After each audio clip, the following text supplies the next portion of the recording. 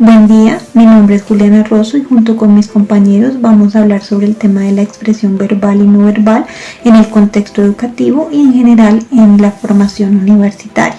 Para ello utilizaremos dos textos, el primero denominado Cómo desarrollar la competencia de hablar en público en el alumnado universitario de Luis Castejón y un programa radial en el que se nos relatan diversas experiencias de educación para la paz y cómo éstas han generado diversas habilidades en el aula de clase.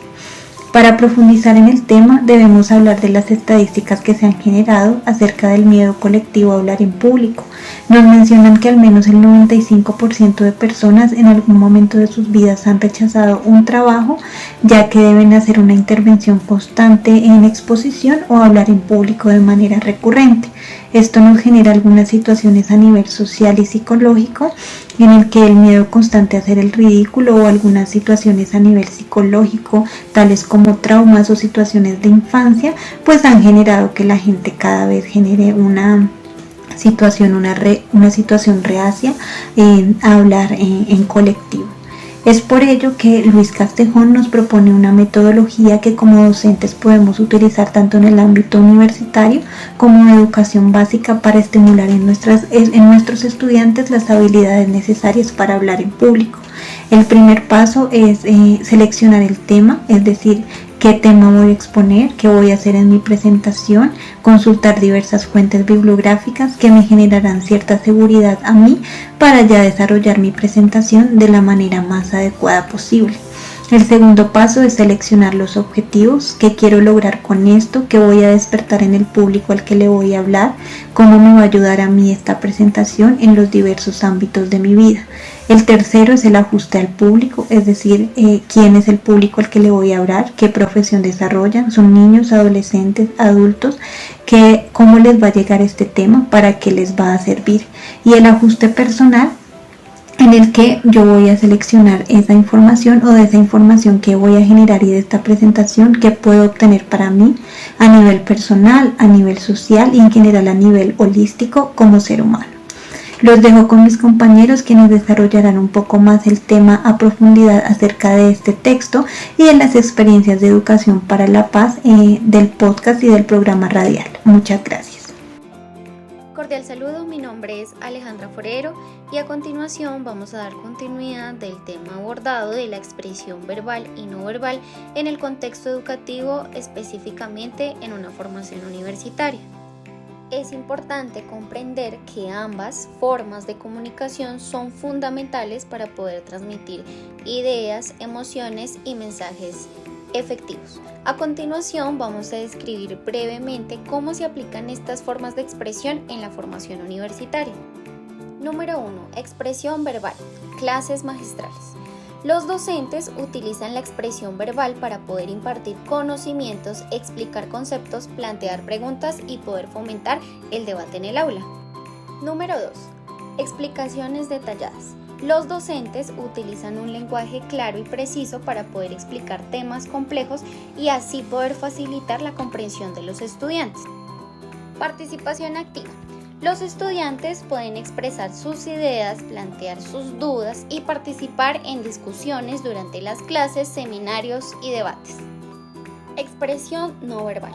Dentro de la expresión no verbal se utiliza el lenguaje corporal. Tanto docentes como estudiantes utilizan gestos, posturas y movimientos para así reforzar su comunicación verbal, demostrando interés, mostrando confianza y expresar emociones. Expresiones faciales.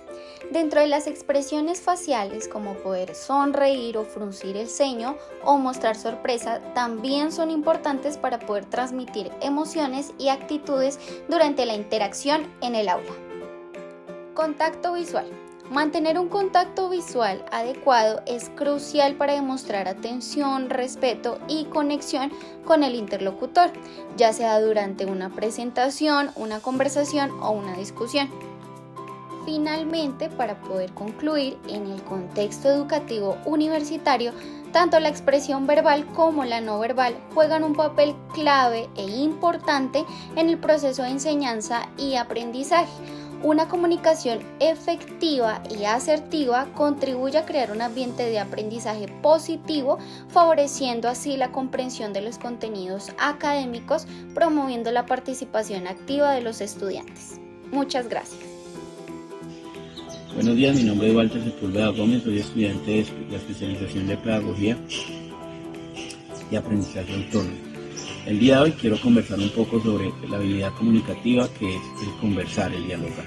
Para eso me quiero remitir a la antigua Grecia. Aparece Sócrates como con el arte de conversar, es decir, converso con la gente. Son aquellas personas que me pueden enseñar. Una piedra, un árbol no me puede enseñar absolutamente nada.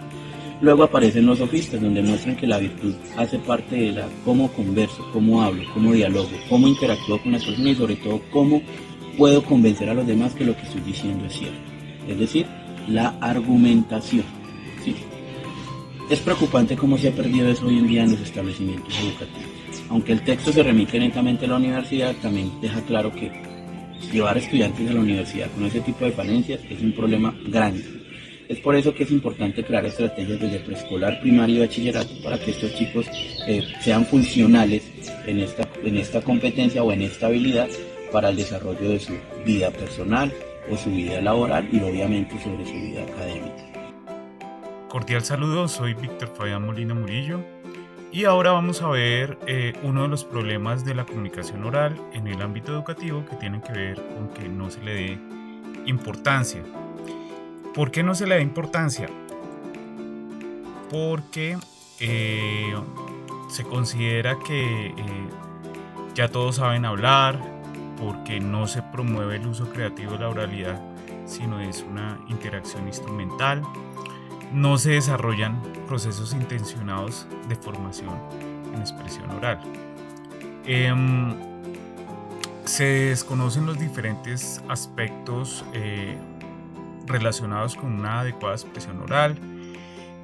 En la escuela, el ámbito escolar y educativo en general se concentra más en las competencias de lectura y escritura y no, por ejemplo, en la lectura en voz alta.